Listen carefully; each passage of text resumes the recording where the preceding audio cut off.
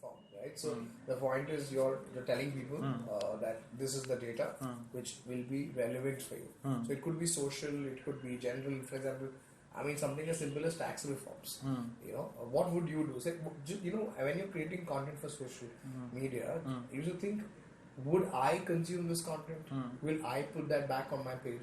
Will I talk to this comment? If that content I will not, then you should not put that up at all. You should not create it. So that's number one. So it's informing people. Second one is it's pushing them to act. It's pushing them to take an action. So it's pushing them to donate. It is pushing them to participate. There is a clear call to action for them. Also, see, I think social media is a great tool for social change. What happens is anything that inspires, touches people it has a fundamental potential to become viral. Right? So people would then want to share it, put it on their pages, let people what is happening, and so on and so forth. Your messaging should touch one of the chords. Okay. You know, it should either be sensitivity. Is there an anger and angst to the society that is getting? It is empowering somebody. It is motivating somebody. So there has to be a messaging. There has to be messaging personality. That like the third cog should be having a very strong messaging personality to it. Giving an opportunity to voice out opinion. Not what happens is not many people. So what happens is not many people are great with words. That's a challenge. Sure. So what Rotaract should do, or what organizations like yours should do, is give them words, which are your creatives. Right? So for example, creating a creative on Nirbhaya and putting that out helps Hari, who probably cannot write well, cannot write a great post, cannot look cool because his poetry might look stupid, picks up the Rotaract level Dinner post and puts it back on his page because hey, I'm endorsing this. Right? When somebody is liking your page, why does he like your page?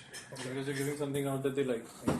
So he's wanting to come to you because you're giving him something. So there has to be quality of content, has to be very good. And we spoke about quality of content.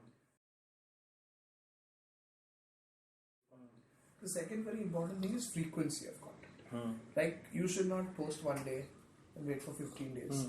Right? So the frequency of content is also as important.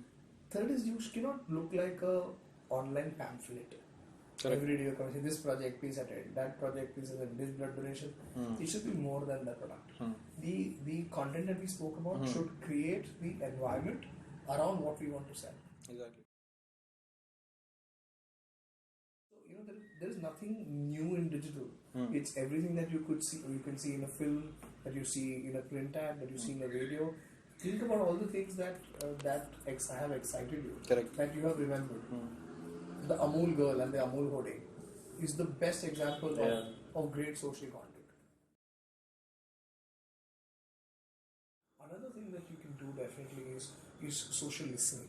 So if somebody is talking about social causes, you go and engage with them. So somebody is saying that youngsters today are not socially responsible.